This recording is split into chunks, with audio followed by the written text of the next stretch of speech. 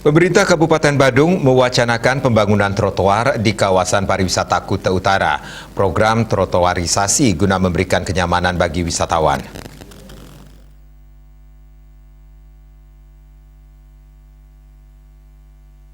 Upaya peningkatan nilai jual daya tarik wisata DTW ini mendapat dukungan dari wakil rakyat di DPRD Badung. Ketua DPRD Badung Parwate mendukung melakukan trotoarisasi daerah Kuta Utara. Menurutnya, penataan objek wisata di Kuta Utara akan memberikan kenyamanan wisatawan yang berkunjung. Bahkan selain trotoar, pemenuhan sarana dan prasarana, lampu penerangan jalan juga dilakukan. Namun perlu memperhatikan keuangan daerah. Ia meminta pemerintah memperhatikan sektor pendidikan dan kesehatan.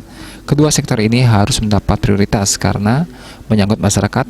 Parwate juga mengatakan dunia nasional, provinsi maupun daerah terkontraksi akibat pandemi COVID-19 dan di Badung berkontraksinya ini berdampak penuh terhadap sosial dan ekonomi. Sedangkan pendapatan Kabupaten Badung bersumber 85% dari PAD, yaitu pajak hotel dan restoran. Karena itu, penanganan COVID-19 tetap prioritas sehingga ekonomi Badung bisa pulih.